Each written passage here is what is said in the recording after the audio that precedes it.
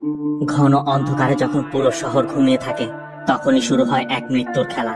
একজন serial killer যে মেয়েদের ঘাড়ে ইনজেকশন পুশ করে তাদের খুন করছে, আর সাথে সাথে তাদের শরীর কালো রঙে ঢেকে যায়। পরবর্তী দিন ডাস্টবিনে বা ময়লার ভাগারে ওই মেয়েদের বিভৎস মরদেহ পাওয়া যাচ্ছে।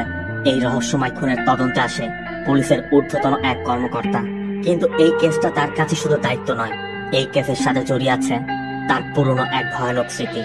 সে এখন কিভাবে খুনের রহস্য উন্মোচন করে ওই খুনিকে ধরবে, আর কে এই খুনি, কেন সে মেয়েদেরকে এমন বিপদসভায় খুন করছে, কালো রঙের রহস্যই বাকি জানতে শেষ পর্যন্ত দেখতে থাকুন 2025 সালে তামিল ভাষায় মুক্তি পাওয়া murder mystery crime thriller movie মার্গারের কথা। চেন্নাই, সময়টা রাত। মুখোশ পরিহিত এক ব্যক্তি কালো রঙের একটি কার পার্ক করে রাস্তার উপর লেজার লাইট ফেলে অপেক্ষা করছে। ল্যাম্পপোস্টের উপর একটি প্যাঁচা বসে আছে। এদিকে কার্তিক নামে একটি ছেলে তার গার্লফ্রেন্ড রামায়াকে ড্রপ করে দিয়ে যায়।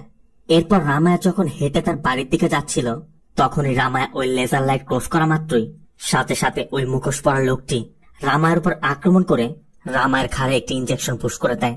সাথে সাথে রামায়ের বডি একদমই কালো রং ধারণ করে। রামায়া অন দি স্পট মারা যায়। আর পরবর্তী দিন সকালে কর্পোরেশনের লোকেরা যখন রাস্তা পরিষ্কার করছিল ঠিক তখনই ডাস্টবিনের মধ্যে রামায়ের বিপদসই মরদেহটি দেখতে পায়। সাথে সাথে পুলিশ আসে, মিডিয়াও নিউজ করতে শুরু করে, আর সাথে সাথে এই খবর সারা দেশে ছড়িয়ে পড়ে। পুলিশ রামায়ের পরিচয় শনাক্ত করতে পারে। কার্তিকের স্টেটমেন্ট নেওয়া হয়। রামায়ের একটি ফটো ভাইরাল হয়ে যায়। সিন চলে যায় মুম্বাই। আমাদের সিনিয়র এডিজিপি ধ্রুবকে দেখানো হয়। তবে 9.5 বছর যাবৎ ধ্রুব সার্ভিসের বাইরে আছে। ধ্রুবর বন্ধু অমর সিং ধ্রুবকে কল করে রামায়ের মার্ডারের বিষয়টি জানায়। সাথে রামায়ের যে ফটোটি ভাইরাল হয়েছে সেই ফটোটিও পাঠায়। আর এই ফটো দেখা মাত্রই ধ্রুব যেন চমকে ওঠে। এরপর আমাদের এটাও দেখানো হয় আজ থেকে 9.5 বছর পূর্বে ধ্রুবর একমাত্র মেয়েটিও এভাবে মারা গিয়েছিল। আবার ধ্রুবর বডির এক পাশ ঠিকই একই রকম কালো। তাই রামায়ের মার্ডারের বিষয় জানতে পেরে ধ্রুব দ্রুত চেন্নাই চলে যায়। ইনি হচ্ছেন কমিশনার মুথুবেল রাজন, সামনে এডিজিপি নটরাজ। নটরাজ রাজনকে বলছিল যে ফরেন্সিক রিপোর্ট অনুযায়ী রামায়ের বডিতে এক ধরনের ড্রাগ পুশ করার কারণে ওর বডিটি কালো রং ধারণ করেছিল। তবে রাজন যেন গুরুত্বই দিচ্ছে না। রাজন ইন্সপেক্টর শ্রুতিকে ধ্রুবের থাকার ব্যবস্থার ইনস্ট্রাকশন দিচ্ছে। আর এর মধ্যে ধ্রুব এসে পড়ে। ধ্রুব এসেই রামায়ের কেসের ফাইল চাচ্ছিল। এই জন্য রাজন নটরাজকে বলে দেয় ফাইল ওকে বুঝিয়ে দাও, এখন থেকে বাকি সব ও দেখবে, আর পুরো বিষয়টা আনঅফিসিয়াল থাকবে। নটরাজের কথা এটা তো আমার এরিয়ার ঘটনা, আর আমি এটা সলভ করে ফেলবো। তারপরও রাজনের কথায় নটরাজ কেস ফাইল দিয়ে চলে যায়। আর রাজন ধ্রুবকে সার্বক্ষণিক সাহায্য করতে ইন্সপেক্টর শ্রুতিকে অ্যাসাইন করে দেয়। ধ্রুব বিন্দুমাত্র সময় নষ্ট না করে কেসের তদন্ত শুরু করে। বডিটি যেখানে পাওয়া গিয়েছিল ধ্রুব প্রথমে সেই জায়গা পর্যবেক্ষণ করে এবং এই এলাকার সকল সিসিটিভি ফুটেজ অ্যারেঞ্জ করতে নির্দেশ দেয়। আবার রামার ফেসবুক প্রোফাইল চেক করে দেখা যায় ওই দিন রামার বার্থডে ছিল। আর রামায়ের রাত 8:20 বন্ধুদের সাথে একটি পিক আপলোড করে লিখেছিল মাই বেস্ট বার্থডে এভার। আর রাত 2টার সময় মানে রামায়ের খুনের পর রামায়ের প্রোফাইলে তার ডেড বডির ফটো পোস্ট করা হয়েছে, যাতে ক্যাপশনে লেখা রয়েছে মাই ওর্স্ট বার্থডে এভার। তার মানে এটা স্পষ্ট বোঝা যাচ্ছে এই পোস্টটি কিলার করেছে। আর রামায় যেহেতু পার্টি থেকে ফিরেছিল তাই ধ্রুবরা রামায়ের বয়ফ্রেন্ড কার্তিকের সাথে দেখা করতে কার্তিকের স্টুডিওতে যায়, কারণ কার্তিক মডেলদের ফটো তোলার কাজ করে। কার্তিক তখন ফিল্ম ডিরেক্টর রাজেশের সাথে কথা বলছিল। মূলত রাজেশ একটি নতুন ফিল্ম তৈরি করবে, এটাই তার প্রথম ফিল্ম। আর কার্তিকের একটি ফটো থেকেই রাজেশ তার ফিল্মের হিরোইনকে খুঁজে পেয়েছে। এই বিষয় নিয়ে তাদের মধ্যে কথা চলছিল। ঠিক তখনই ধ্রুবরা এসে পড়ায়। তারা কার্তিকের রুমে কিছুক্ষণ অপেক্ষা করছিল। ধ্রুব কার্তিকের ম্যাগাজিন গুলো দেখছে। তখনই কার্তিক এসে পড়ে। আর ওই দিন কার্তিক রামায়ের কিছু ফটো তুলেছিল। ধ্রুবরা সেই ফটোগুলো দেখতে চায়। আর ওই ফটোতে রামায়ের গলায় একটি লকেট দেখা যাচ্ছে, যেটা কার্তিক বার্থডের দিন রামায়কে গিফট করেছিল। কিন্তু রামায়ের বডিতে ওই চেনটি বা লকেটটি পাওয়া যায়নি, মানে সেটি মিসিং। আবার কার্তিকও জানায় ওই রাতে সে রামায়কে রাত 10:30টার দিকে তার বাড়ির একটু দূরে ড্রপ করেছিল। অবশ্য ওই রাস্তা সিসিটিভি ফুটেজও তাই বলছে। তার মানে কার্তিক সত্যি বলছে। আর রামায় যে রাস্তা ধরে বাড়ির দিকে গিয়েছিল সেই রোডের দিকে ফেস করা সিসিটিভি ফুটেজ পর্যবেক্ষণ করে দেখা যায় রামায় যখন তার বাড়ির উদ্দেশ্যে যাচ্ছিল তার ঠিক 20 মিনিট আগে সেখান দিয়ে কালো রঙের একটি গাড়ি যাচ্ছিল। আর এই সেই গাড়ি যে গাড়িটা আমরা প্রথমে দেখেছিলাম। তবে এই গাড়ির নম্বর চেক করে দেখা যায় গাড়ির নম্বরটি ফেক নম্বর। আর গাড়িটির মডেলটিও কাস্টমাইজ করা, মানে কোনো শোরুমের নয়, যার গাড়ি সে কাস্টমাইজ করেছে যাতে গাড়িটি চিনতে না পারা যায়। আর ওই দিনের পর থেকে গাড়িটি কোথাও দেখাও যায়নি। আবার ওই ঘটনার ঠিক আগ মুহূর্তে হুডি পরিহিত ছেলেকে ওই ক্যামেরাতে দেখা যায়। ছেলেটি যখনই ক্যামেরার সামনে এসেছিল তখনই একটি পেঁচা ছেলের উপর আক্রমণ করেছিল। আর এরপর ছেলেটি সেখান থেকে দৌড়াতে শুরু করে। এমনকি তার আশেপাশে রাস্তার ফুটেজও পর্যবেক্ষণ করে দেখা যায় ওই ছেলেটি একটি রুট ফলো করে দৌড়াচ্ছিল। রামায়ের বাড়ি থেকে একটু দূরে একটি বাড়ির বাইরের সিসিটিভি ফুটেজে এই দৃশ্যগুলো রেকর্ড হয়েছিল। তবে এখানে একটি অ্যাকোরিয়ামের দোকান আছে, সেই দোকানের ফুটেজ এখনো পাওয়া যায়নি, কারণ দোকানদার কোনো কিছু বলতে পারছে না। তার ছেলে আসলেই সেগুলো দিতে পারবে। আবার ধ্রুবরা ওই সকল রুটগুলো ফলো করে যে রুট দিয়ে ওই হুডি পরিহিত লোকটি দৌড়াচ্ছিল। এরপর ধ্রুবরা যখন ফিরছিল তখনই ধ্রুব কালো রঙের একটি অ্যাম্বাসেডর কার দেখতে পায়। পুরো কারে ধুলো জমে আছে। তবে কারটি দেখা মাত্রই ধ্রুবর একটু সন্দেহ হয়, কারণ এই কারের পিছে ধুলোর মধ্যে একটি চিহ্ন আঁকানো আছে। আর এটি অন্য কোনো চিহ্ন নয়, রামার গলার চেনে যে ডলার লোকেটটি ছিল সেই ডলার সিম্বল। এই জন্য ধ্রুব সন্দেহ হচ্ছে। তবে এই কারের মালিক একজন বৃদ্ধ লোক, সে এই সিম্বলের বিষয়ে কিছু বলতে পারছে না। ধ্রুবর ধারণা যে এই সিম্বলটি এখানে এঁকেছে গাড়ির কোথাও নিশ্চয়ই তার ফিঙ্গারপ্রিন্ট আছে, তাই ফরেন্সিকের লোক ডেকে এই গাড়ির থেকে ফিঙ্গারপ্রিন্ট কালেক্ট করা হয়। আবার কার্তিককে কল করে ওই লকেটের বিষয়ে জানতে চাইলে কার্তিক জানায় তার এক বন্ধু ইউএস থেকে এনে দিয়েছিল, আর কার্তিক ওই চিহ্নটি কোথাও আঁকেওনি। আর এদিকে ওই কারে থাকা ফিঙ্গারপ্রিন্ট গুলো পর্যবেক্ষণ করতে গেলে ক্রিমিনাল ডাটাবেজের সাথে একজনের ফিঙ্গারপ্রিন্ট ম্যাচ করে যায়। ফিঙ্গারপ্রিন্টটি আরিভু নামে 23 বছরের এক ছেলের, যাকে পুলিশ একটি ড্রাগ স্মাগলিং কেসে অ্যারেস্ট করেছিল। আর এখানে এটাও দেখা যায় রামায়া আর আরিভু একই এলাকাতে বসবাস করে। আর এরপরে আমাদের সেই আরিভুকে দেখানো হয়। আরিভু সুইমিং একাডেমিতে প্র্যাকটিস করছিল। তবে আরিভুর পারফরমেন্স দেখে তার কোচ বলছিল, প্র্যাকটিসের সময় প্র্যাকটিস না করে যদি মেয়েদের পিছে ছুটে বেড়াও তখন তো পারফরমেন্স আমার লো হওয়ারই কথা। আরিভুও কল্পনা করছিল তার পাশে একটি মেয়ে তাকে ডাকছে। আর ওই মেয়েটিকে কল্পনা করা মাত্রই আরিভু দ্রুত তার ব্যাগ থেকে একটি মেডিসিন নেয়। এদিকে আরিভুকে খুঁজতে শ্রুতিও ওই লোকেশনে এসে পড়েছে। তবে শ্রুতি আসা মাত্রই আরিভু বের হয়ে যাচ্ছিল, আর ঠিক তখনই ধ্রুব এসে পড়ে। তাই তারা আরিভুকে ফলো করতে থাকে। আর কিছু দূর গিয়ে তারা আরিভুকে ধরে ফেলে। তবে তারা আরিভুকে ধরে লোকাল থানায় না নিয়ে ক্রাইম ব্রাঞ্চে নিয়ে যায়। আরিভুর সাথে থাকা সবকিছু নিয়ে আরিভুকে ইন্টারোগেশন রুমের মধ্যে আটকে রাখা হয়, কারণ ধ্রুবর কথা আমরা ওর সাথে কিছুই করব না। ওকে 5 থেকে 6 ঘন্টা একা রাখলে ওর মধ্যে কি আছে সব প্রকাশ পেতে শুরু করবে। এরপর শুরু হয় অপেক্ষা। এদিকে আরিভু বারবার বলছে, স্যার আমাকে কেন ধরে এনেছেন? আপনাদের কোথাও ভুল হয়েছে। আমার বোন আমার জন্য অপেক্ষা করছে, আমাকে যেতে দিন। এদিকে আরিভুর বোন অখিলা বারবার আরিভুর নম্বরে কল করে যাচ্ছে। এই জন্য ধ্রুব শ্রুতিকে আরিভু এবং তার বোনের ব্যাকগ্রাউন্ড চেক করতে বলে। এদিকে আরিভুকে একাই রাখা হয়েছে। ঘন্টার পর ঘন্টা কেটে যাচ্ছে। আরিভু বারবার বলছে আমাকে ছেড়ে দাও। এর মধ্যে শ্রুতি এসে জানায় আরিভুর বোন অখিলা কলেজ স্টুডেন্ট, আর গত 6 মাস যাবৎ আরিভু খুব একটা মানুষের সাথে মেলামেশা করছিল না। সময় যতই যাচ্ছে আরিভু শুধু ক্লাসের পর ক্লাস পানি খেয়ে যাচ্ছে। আর এরপরই আরিভু একটা গান গাইতে শুরু করে। তবে আরিভুর গানের ভাষাটা অস্পষ্ট, কেউই বুঝতে পারছে না। তবে প্রথম লাইন ইন্টারনেটে সার্চ করলে জানা যায় আরিভু যে গানটি গাচ্ছে সেটা কাঞ্জামালাই সিদ্ধা সং।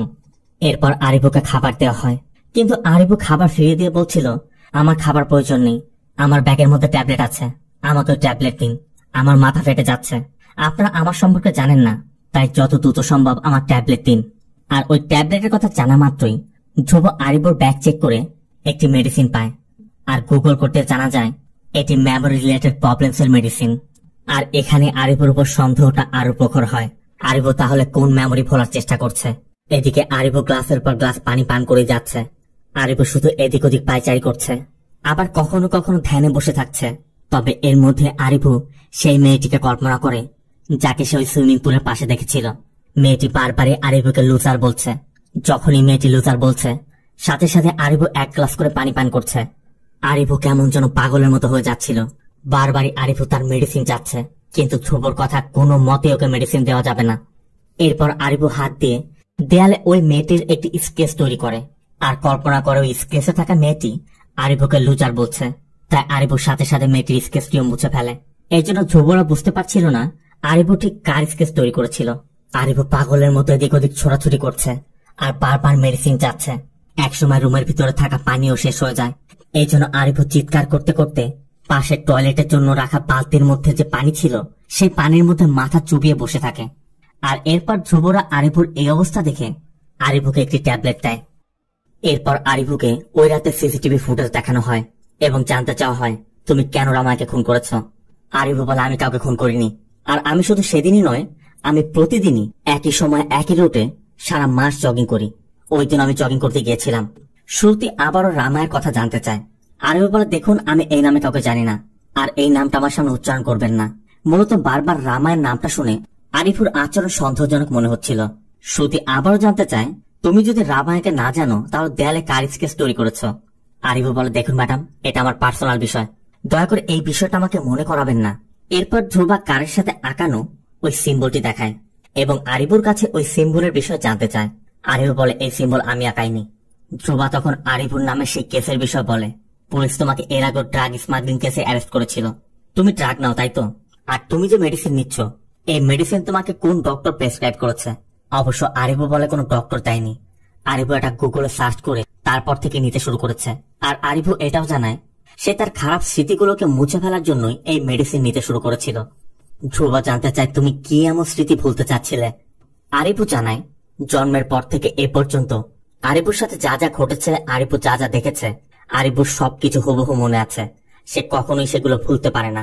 আর আরিফ তার কথার প্রমাণ দিতে এখানে কি কি হচ্ছে, সে আসার সময় ধ্রুবা, শ্রুতি তারা কি কি করেছে, গাড়ির নম্বর সবকিছু হুবহু ডিসক্রাইব করতে থাকে। আর এতে করে ধ্রুবারও বুঝতে পারে আরিফ যেটা বলেছে সত্যি বলেছে। আর এই জন্যই ধ্রুব জানতে চায়, ভ্যালেন্টাইন্স ডে রাতে পার্ক শেরাটন হোটেল তুমি কি করছিলে বলো। আর ভ্যালেন্টাইন্স ডে কথা শুনেই আরিফ কেমন যেন আচরণ করছিল। এই জন্য ধ্রুব কনস্টেবলকে নির্দেশ দেয়, তোমার যা করতে হয় করো, ওর থেকে কথা বের করো। আর এরপরে আরিফ জানায়, স্যার আমি রামায়াকে চিনি, তবে আপনারা যে রামায়ের কথা বলছেন সেই রামায়া নয়। আরিফ বলে, আমি যে রামায়ের কথা বলছি সেই রামায়ের কথা ভোলার জন্যই আমি এই মেডিসিন নিতে শুরু করেছিলাম। আমি কোনো মেয়েকে খুন করিনি, একটি মেয়ে আমার আত্মাকে খুন করেছে, আর এখন আমি জীবন্ত লাশ হয়ে দাঁড়িয়ে আছি। আর এরপরে আমরা আরিফুর পাস সম্পর্কে জানতে পারি। আরিফ যখন কলেজে পড়াশোনা করত তখন একই ক্লাসে রামায় নামে একটি মেয়ে আরিফুকে পছন্দ করত। রামায় নিজে এসে আরিফুকে একদিন প্রপোজও করে। আর এরপর আরিফও জানতে পারে, আর আরিফও সবকিছু জানার পর রামায়কে ভালোবাসতে শুরু করে। এরপর দুজনের ভালোবাসা আস্তে আস্তে আরো বেশি স্ট্রং হয়ে যায়। আরিফর স্বপ্ন ছিল সুইমিং চ্যাম্পিয়নশিপে জিতে কোন একটি সরকারি চাকরি করবে, আর অন্যদিকে রামার স্বপ্ন ছিল ইউএস গিয়ে সেটেল হবে। এর জন্য রামা একটি কোম্পানিতে জব নিয়েছিল। আর ওই কোম্পানির এইচআর একদিন রামায়কে অফার করে কোম্পানি কয়েকজন এমপ্লয়িকে ইউএস যাওয়ার সুযোগ দিচ্ছে, তুমি যদি চাও তুমিও যেতে পারবে, তবে সেজন্য একটি শর্তও দেয়। রামায় এক শর্তে ইউএস যেতে পারবে, তার জন্য এইচআর কে তার বিয়ে করতে হবে। আর এইচআর এই প্রস্তাব শুনে রামায় চলে গিয়েছিল। রামায় ওই রাতেই আরিফকে এই বিষয় জানায়, আর জানার পর আরিফ বলেছিল তুমি চাকরিটা ছেড়ে দাও। কিন্তু রামায়ের স্বপ্ন সে ইউএস যাবে। এই জন্য রামায় বলছিল, তুমি এসব নিয়ে চিন্তা করো না, আমি এইচআর সাথে কথা বলে সবকিছু সলভ করে নিব। আরিফের কথা এখানে সলভ করা কি আছে? সে তোমাকে যে প্রস্তাব দিয়েছে তারপরে তুমি তার সাথে কথা বলবে। এদিকে আরিফ একটি সাধারণ সরকারি চাকরি করতে চাচ্ছিল, কিন্তু রামায়ের কথা, একটা সরকারি চাকরি করে তুমি কিভাবে নিজের জীবনকে সেটেল করবে, তুমি কিভাবে আমার চাহিদা পূরণ করবে? এই জন্য রামায় যে কোনো মূল্যে ইউএস যেতে চাচ্ছে। আর এই বিষয় নিয়ে তাদের দুজনের মধ্যে বেশ তর্ক বেঁধে যায়। এদিকে আরিফুর বাবা মা মারা গিয়েছে। একমাত্র ছোট বোন অখিলাকে রেখে আরিফ কোথাও যেতে চাইছে না।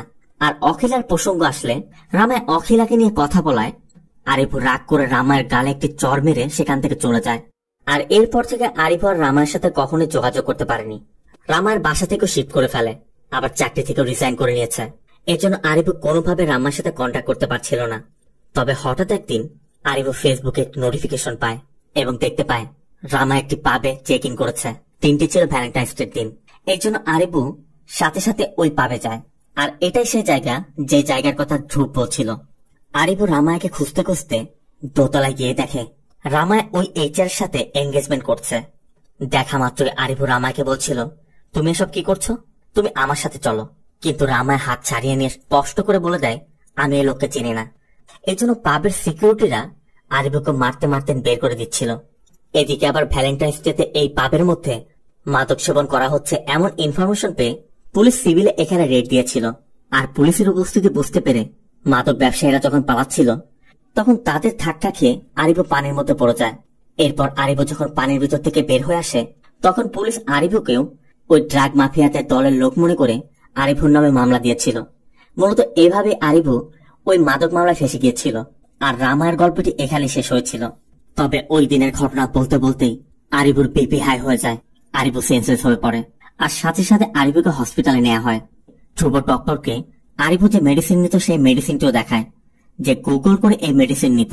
তবে ডক্টর ওই মেডিসিনের বিষয়ে জানতে পেরে আর আরিফুর পরীক্ষা নিরীক্ষা করে আরিফুর এমআরআই করানোর সময় ডক্টর আরিফুর কাছে জানতে চায়, তুমি বলেছ ছোট থেকে এ পর্যন্ত তোমার সাথে যা যা ঘটেছে তোমার সব মনে আছে, তুমি আমাকে বলতে পারবে প্রথম কোন দিন তুমি নিজ পায়ে হেঁটেছিলে? আর এরপর আরিফু তার প্রথম হাঁটার দিনের কথা বলতে থাকে। মূলত ওই দিন আরিফু তার পরিবারের সাথে মন্দিরে গিয়েছিল। সবার মনোনিবেশ তখন পুজোর দিকে। পাশেই ছিল একটি বড় কুয়া, অনেকেই ওই কুয়াতে গোসল করছিল। আর এটা দেখে আরিফু নিজ পায়ে হেঁটে ওই কুয়ার কাছে চলে যায়। আর আরিফু যখন গিয়েছিল তখন কুয়ার কাছে কেউ ছিল না, এজন্য পা পিছলে আরিফু ওই কুয়ার মধ্যে পড়ে যায়। মুহূর্তে আরিফু ওই কুয়ার তলদেশে চলে যায়। আর একটি লতায় পা পেতে যায় আরিফু আর উপর উঠতে পারছিল না। ঠিক তখনই আরিফুর কাছে ছোট্ট একটি কচ্ছপ আসে। আর ওই কচ্ছপটি আরিফুকে টাচ করা মাত্রই ওপর থেকে পানির ঘূর্ণন শুরু হয়। এমনকি কিছুক্ষণ পর বড় একটি কচ্ছপ এসে ওই লতাটি কেটে দেওয়া মাত্রই আরিফু আবার ভেসে ওঠে। আর এরপর আরিফুর বাবা তাকে পানি থেকে তোলে।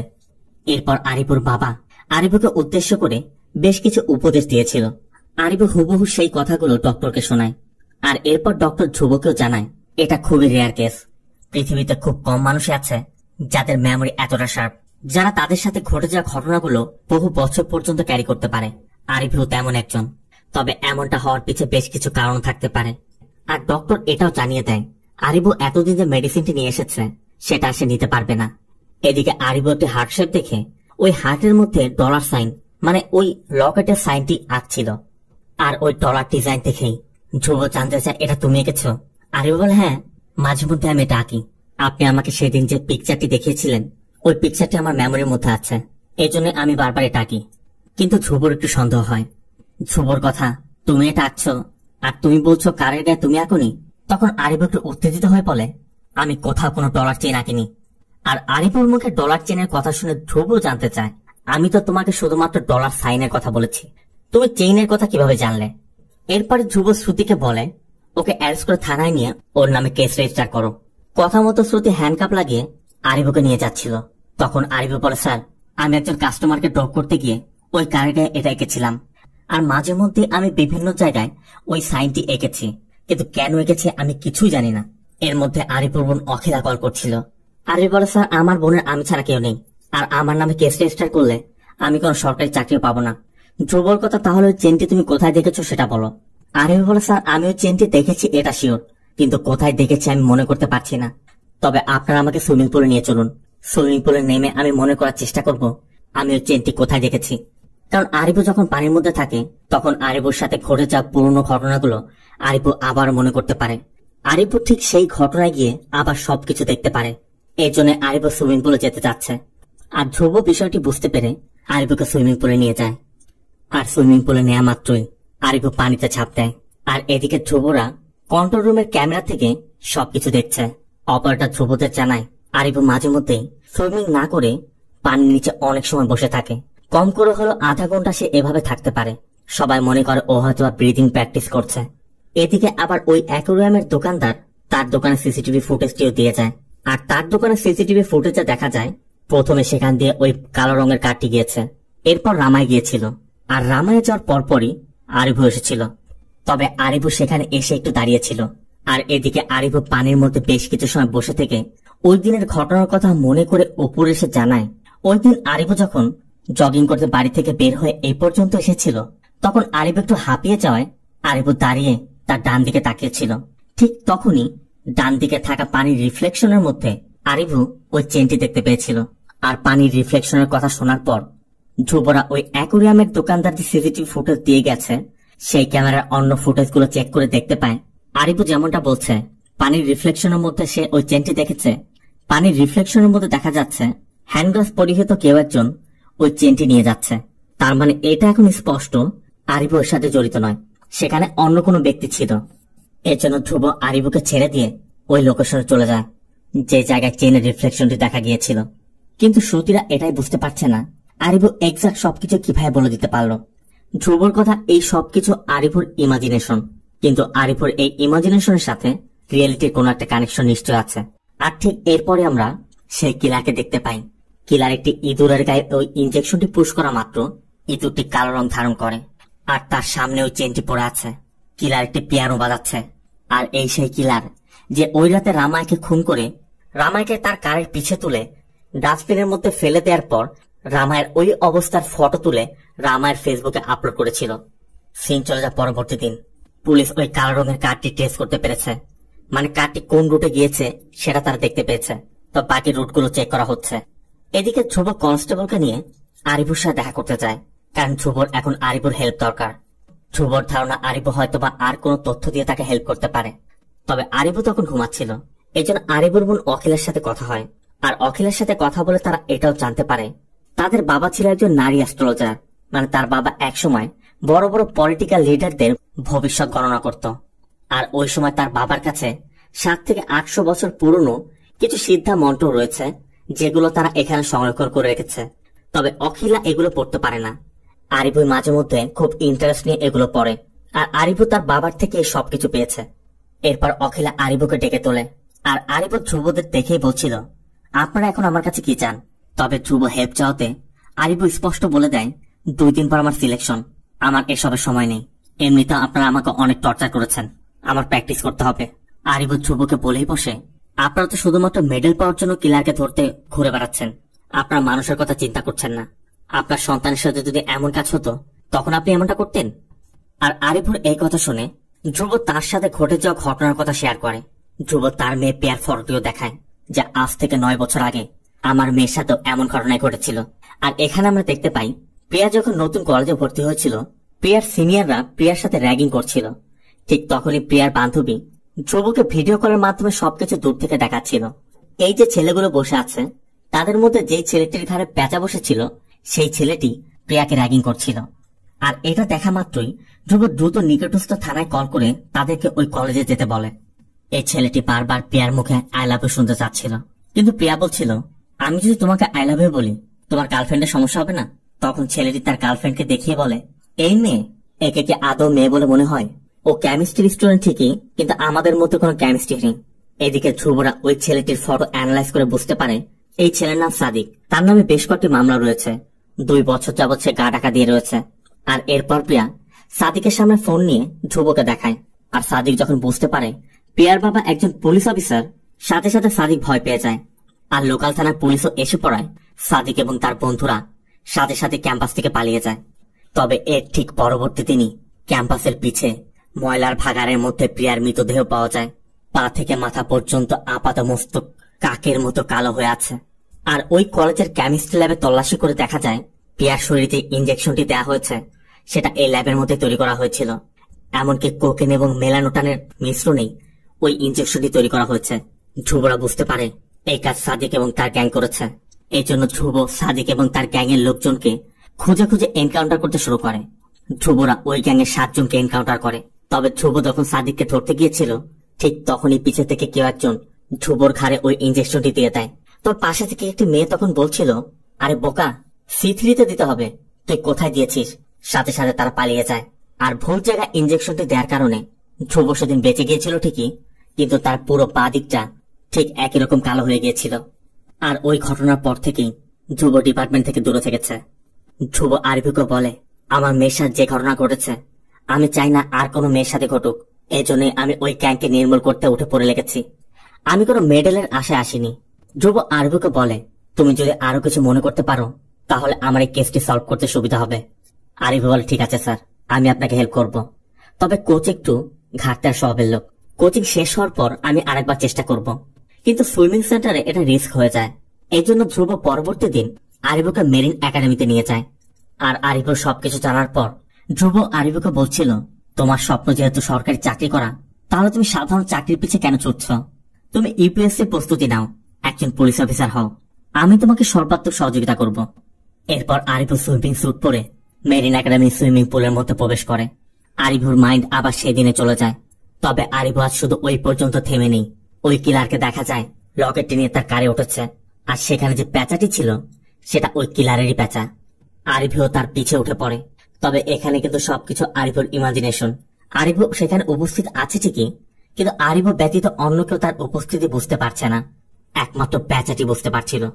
আরিফু ওই কারের পিছে বসে আছে, আর কিলার রামায়ের বডি নিয়ে ডাস্টবিনের মধ্যে ফেলে একটি ছবি তুলে ফেসবুকে পোস্ট করে। এমনকি এখান থেকে কিছু দূর যাওয়ার পর ওই ফোনটি ফেলেও দেয়।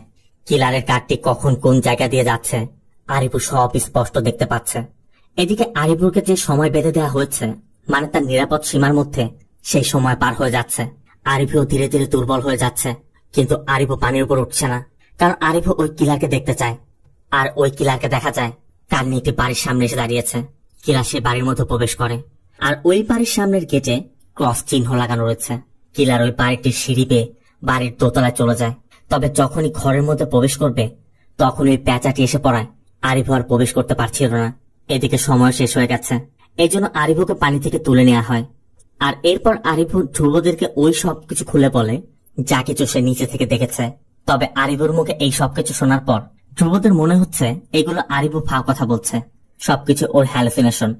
তবে ধ্রুবরা যখন ট্রাফিক কন্ট্রোল সেন্টারে গিয়ে ওই কার যে রুটে গিয়েছে সেগুলো সিসিটিভি ফুটেজ পর্যবেক্ষণ করে, তখন তার এটা ক্লিয়ার হয়ে যায় আরিফু যেমনটা বলছে ওই কারটাও ঠিক সেই রুট ধরেই গিয়েছে। তার মানে আরিফুর কথাগুলো হ্যালুসিনেশন না, আরিফু যা বলছে সেটা বাস্তবে ঘটেছে। আর এরপরে তারা আরিফুর সুপার পাওয়ার সম্পর্কে বুঝতে পারে। আর ধ্রুবদের কাছে এটা স্পষ্ট হয়ে যাওয়ার পরই ধ্রুবরা ওই রুটগুলো ফলো করতে শুরু করে, মানে কারটি এক্স্যাক্টলি কোন জায়গায় গিয়ে থেমেছিল সেটা জানার চেষ্টা করছে। তবে তার সব থেকে সহজ উপায় হচ্ছে ওই কিলার একটি প্যাঁচা রয়েছে যেটা কিলারের আশেপাশে ঘুরে বেড়ায়। ধ্রুব ওই এলাকার সকল অটো চালকদের কাছে জানতে চায় তারা এই এলাকার মধ্যে কোনো প্যাঁচা দেখেছে কিনা। প্রথমে কেউ কিছু না বললেও টাকার লোভ দেখালে সবাই বলে তারা প্যাঁচা দেখেছে। তবে ধ্রুব বুঝতে পারে এগুলো টাকার লোভে মিথ্যা বলছে। কিন্তু এর মধ্যে একটি অন্ধ মেয়ে জানায় সে তার দাদার সাথে সবসময় অটোতে বসে যাতায়াত করে, আর এই এলাকার কোনো একটি রোডে সে মাঝে মধ্যেই প্যাঁচার ডাক শুনতে পায়। অবশ্য তার দাদা বেশ কয়েকবার তাকে ওই জায়গার কথা বলেও ছিল। এই জন্য ওই মেয়েটির কথা মতো ধ্রুবরা সেই জায়গাতে যায়। আর সেখানে গিয়ে দেখে আরিফু তাদেরকে যেমনটা বলেছিল যে বাড়ির সামনে ক্রস লাগানো এটাই সেই বাড়ি। ধ্রুব আরিফুকে ভিডিও কলে সেই বাড়িটিও দেখায়। আর এই বাড়ির দোতলার ঘরেই ওই কিলার প্রবেশ করেছিল, কিন্তু দোতলায় গিয়ে দেখা যায় ঘরে তালা মারা, সামনে টুলেটের বোর্ড লাগানো। এদিকে আবার আরিফু যখন ভিডিও কলে ধ্রুবের সাথে কথা বলছিল, ঠিক তখনই আরিফুর কোচ দেখে ফেলে। আর আরিফুর কোচকে দেখা মাত্রই আরিফু তার লকারে তালা না মেরে ফোনটি রেখেই সুইমিং প্র্যাকটিসে চলে যায়। আর কোচও লক্ষ্য করে আরিফু তার লকার খুলে রেখে গেছে। এদিকে ধ্রুবরা টুলেটে থাকা নম্বরে কল করে বাড়ির মালিককে নিয়ে আসে, আর তার কাছ থেকে জানতে পারে সে এই বাড়িটি গত 6 মাস যাবৎ নর্থ ইন্ডিয়ান কারোর কাছে ভাড়া দিয়েছিল। তবে উচ্চ ভাড়া পাওয়ায় সে তার কাছ থেকে কোনো ডকুমেন্টস রাখেনি। আবার সে যার কাছে ভাড়া দিয়েছিল সবসময় সে মাস্ক পরে থাকায় তার চেহারাটাও সে স্পষ্ট দেখতে পায়নি। আর এরপর ওই ঘরটি খুলতে দেখা যায় পুরো ঘরের মধ্যে রঙের ডিব্বা পড়ে আছে, আর ঘরের মেঝে সহ দেয়াল সব জায়গাতে কালো রং। ধ্রুবরা জানতে চায় কতজন থাকতো আর বাসাটা ছাড়লো কি জন্য। লোকটি যারা 2 থেকে 3 জন ছিল। নিচে যারা ভাড়া থাকে তারা কমপ্লেন করেছিল যে মাঝে মধ্যে ওদের কাছে একটি মেয়ে আসতো, তাই তাদের কমপ্লেনের জন্যই ওদেরকে বের করে দেওয়া হয়েছে।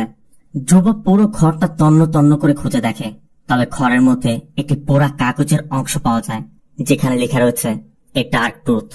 আবার দেয়ালে পেঁচিয়ে পেঁচিয়ে কিছু একটা লেখা রয়েছে। আর ওই ঘরের মধ্যে একটি ড্রাগের শিশিও পাওয়া যায়, যেটা দেখে ধ্রুব স্পষ্টই বুঝতে পারছে এখানে যারা ছিল তারা ড্রাগ ডিলার। এই জন্য দ্রুত ফরেন্সিক টিমকে ডাকা হয়। অন্যদিকে আরিফু প্র্যাকটিস শেষ করে তার লকারে গিয়ে দেখে লকারের মধ্যে ফোনটি নেই। আরিফু ল্যান্ডলাইন থেকেও তার নম্বরে কল করে, নম্বরটি বন্ধ। এই জন্য আরিফু বাড়িতে ফিরে যায়। তবে বাড়িতে ফিরে দেখে অখিলা এখনো বাড়িতে ফিরেনি। আবার আরিফুর কাছে ফোনও নেই, তাই অখিলার খোঁজখবর নিতে পারছে না।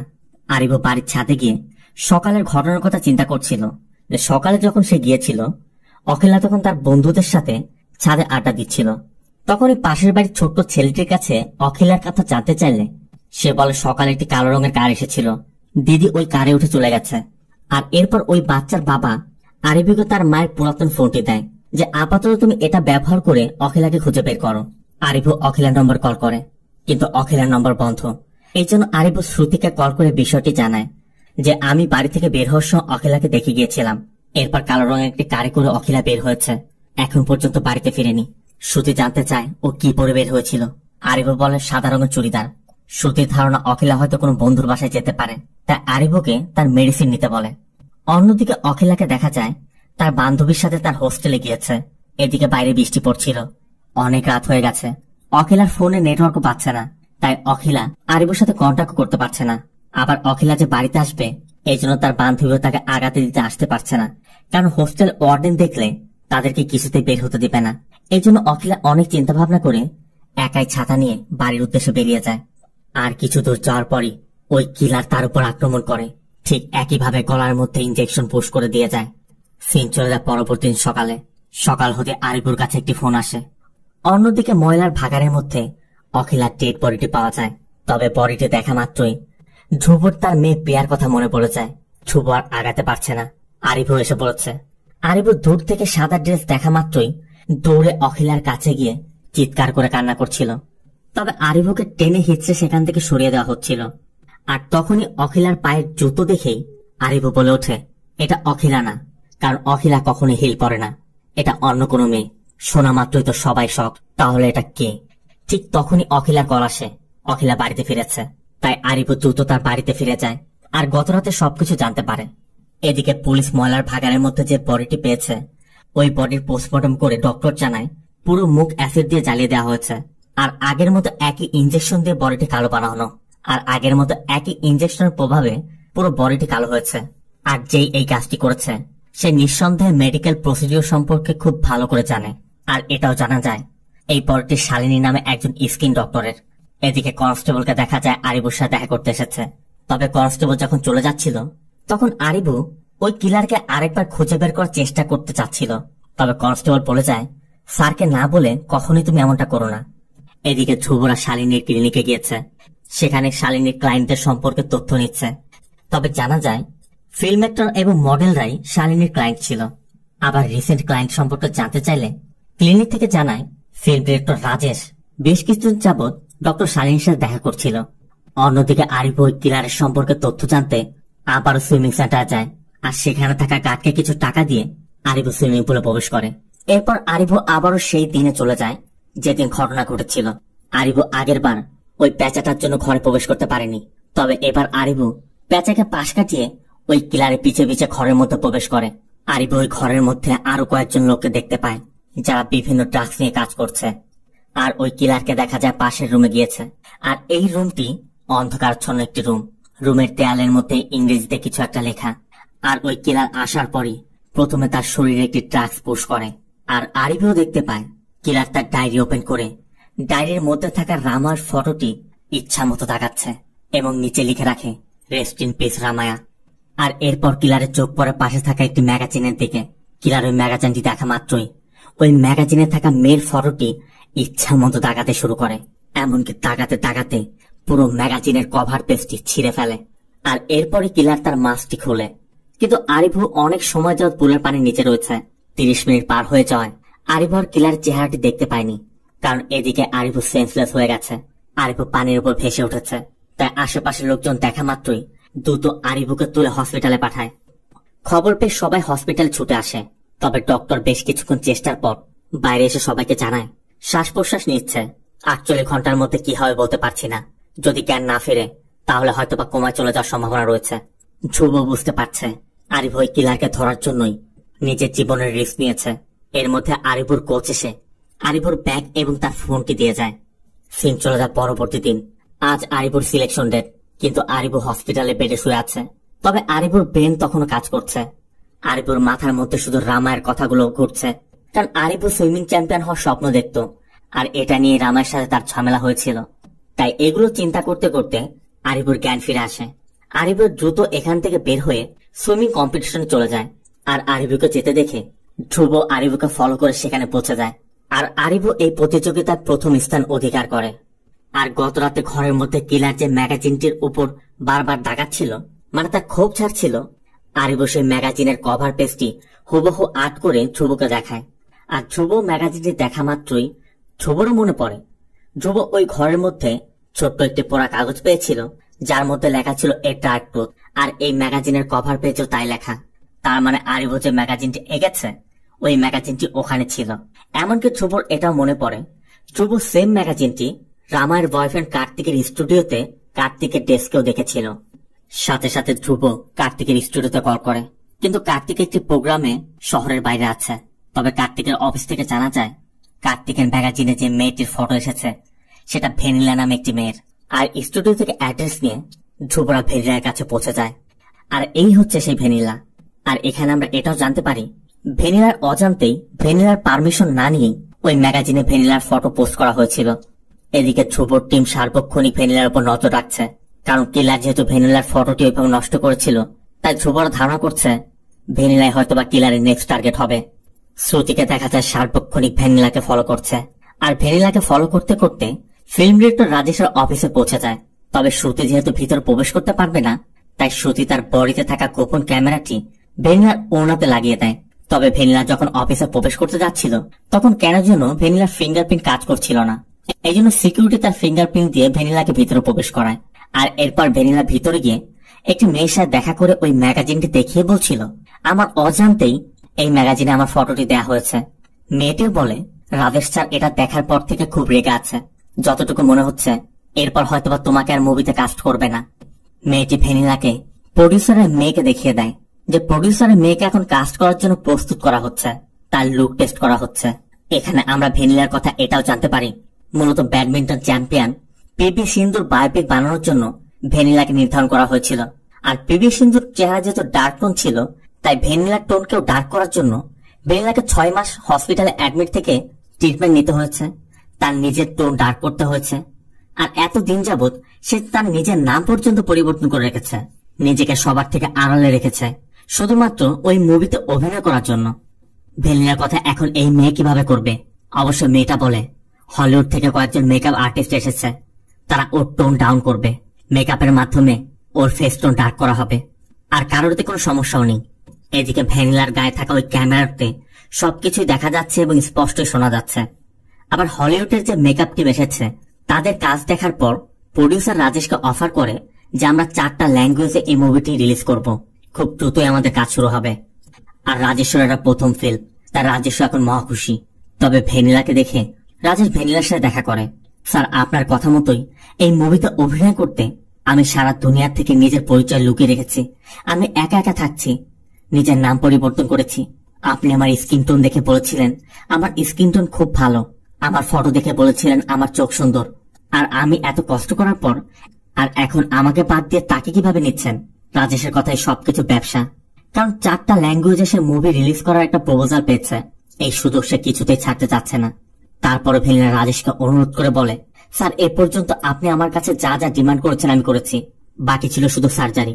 সেটা যদি আমাকে করতে বলেন আমি করতে রাজি আছি। রাজেশ ভেনিলার কোনো কথা না শুনে ভেনিলাকে কুকুরের মতো দূর দূর করে বের করে দেয়।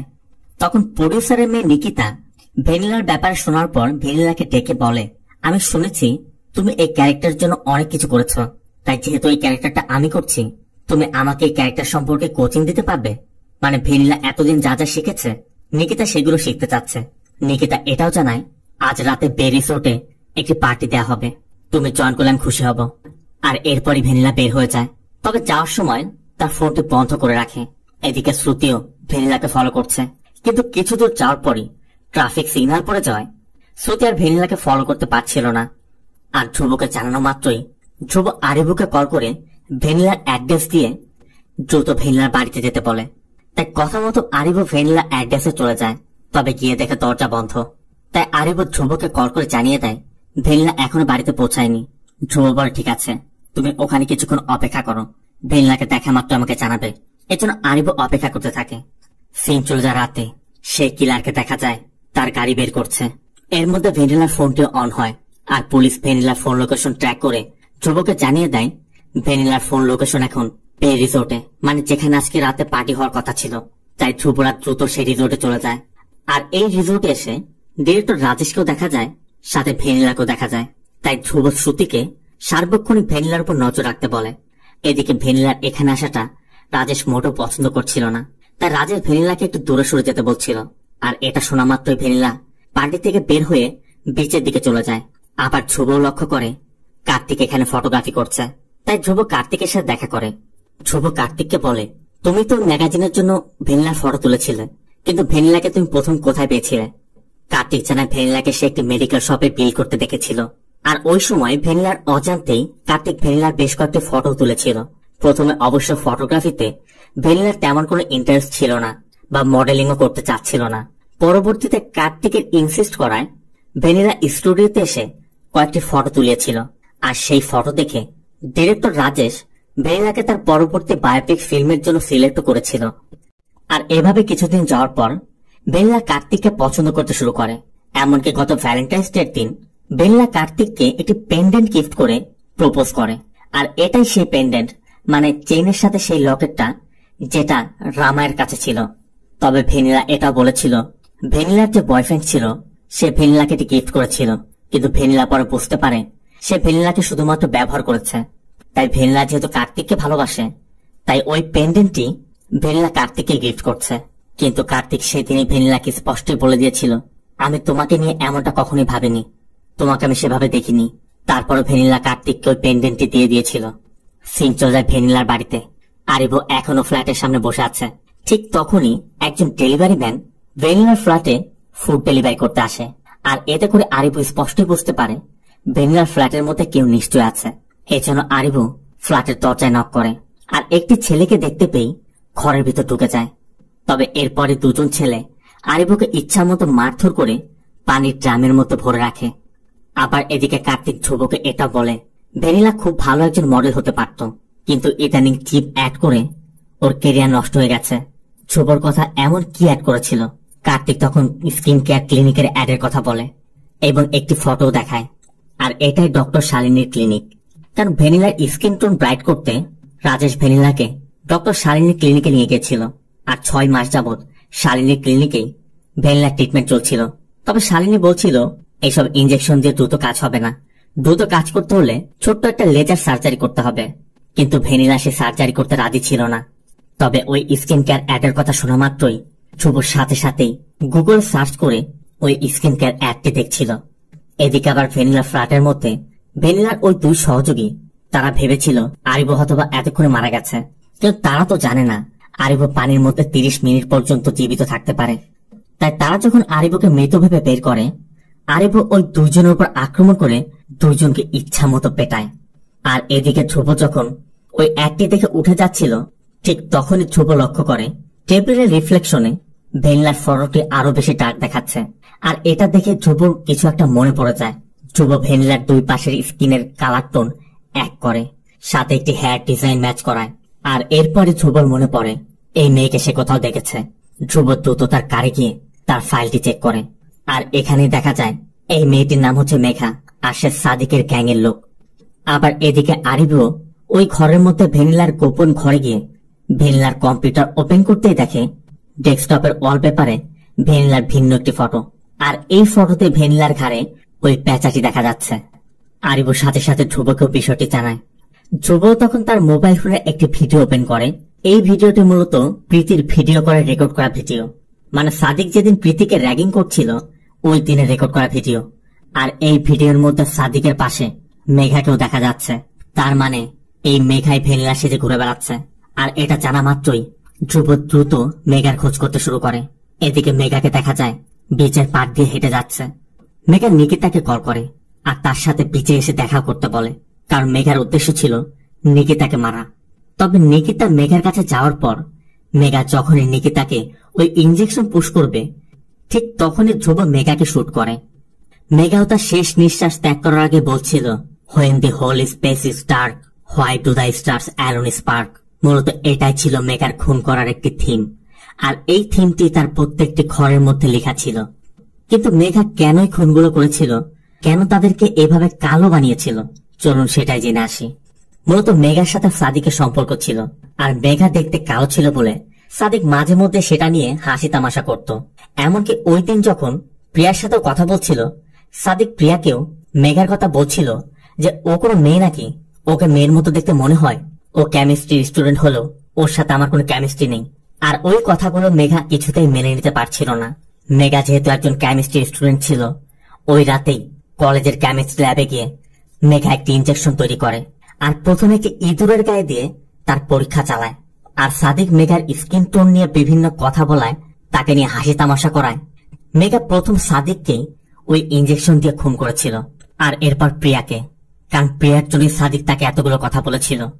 এরপর সেখান থেকে পালিয়ে এসে বহু বছর মেঘা আত্মগোপনে ছিল। এতদিনে তার স্কিন টোনও অনেকটা সে চেঞ্জ করে ফেলেছে। কিন্তু এরপরে কার্তিকের নজর পড়ে মেঘার উপর। আর কার্তিক মেঘাকে ডিরেক্টর রাজেশের কাছে নিয়ে যায়। আর রাজেশ যখন মেঘা সবকিছু পছন্দ করেছিল, রাজেশ মেঘার নাম জানতে পেরে মেঘার নামটি পরিবর্তন করে ভ্যানিলা নামটি দিয়েছিল। এমনকি মেঘা কার্তিককে ভালোবেসেছিল আর ভালোবেসে কার্তিক ও পেন্ডেন্টটি গিফট করেছিল। কিন্তু কার্তিক রামাকে ভালোবাসতো, এজন্য মেঘাকে প্রত্যাখ্যান করে কার্তিক মেঘার দেওয়া ওই পেন্ডেন্টটি ভ্যালেন্টাইন্স ডে রাতে রামাকে গিফট করে দেয়। আর মেঘা এটা কিছুতেই মেনে নিতে পারছিল না, তাই মেঘা রামাকে ওই ইনজেকশন দিয়ে খুন করেছিল। বাকি থাকলো ডক্টর শালিনী। ডক্টর শালিনী যেহেতু মেঘা ট্রিটমেন্ট করেছিল, মেঘার অনুমতি না নিয়ে মেঘার পূর্বের এবং বর্তমানে একটি ফটো একসাথে করে একটি ম্যাগাজিন প্রকাশ করেছিল। আর সেজন্যই মূলত মেঘার কেরিয়ার নষ্ট হয়ে গিয়েছিল। তাই মেঘা তার প্রতিশোধ নিতে ডক্টর শালিনীকে খুন করে শালিনীর ফটো ঠিক সেভাবে ফেসবুকে আপলোড করে দিয়েছিল, যেমনটা রামার ফটো আপলোড করেছিল। মোট কথা মেঘা কালো ছিল বলে যারা মেঘাকে অবহেলা করেছে আর যাদের জন্য মেঘা তার জীবনের ওই জিনিসগুলো পায়নি যেগুলো সে চেয়েছিল, তাদেরকেই মেঘা খুন করেছে। এটা একরকম মেঘার প্রতিশোধ বলতে পারেন। তবে এটা শুধু মেঘার গল্প নয়, দুনিয়াতে অনেক মানুষই আছে যাদের মধ্যে বর্ণভেদ আছে, সাদা কালোর একটা ভেদাভেদ আছে। তবে এসব নিয়ে আমি কোনো কথা বলতে চাই না, কারণ এই বিষয়গুলো আপনারা সবাই ভালো করে জানেন। তো মুভির গল্পটি আপনাদের কেমন লেগেছে অবশ্যই কমেন্টে জানাবেন। ভিডিওটি ভালো লাগলে ভিডিওতে লাইক দিয়ে চ্যানেলটিকে সাবস্ক্রাইব করতে অবশ্যই ভুল করবেন না। দেখা হবে অন্য কোনো মুভি বা সিরিজের এক্সপ্লেনেশন ভিডিওতে। ততক্ষণ সব ভালো থাকবেন, সুস্থ থাকবেন। আল্লাহ হাফেজ।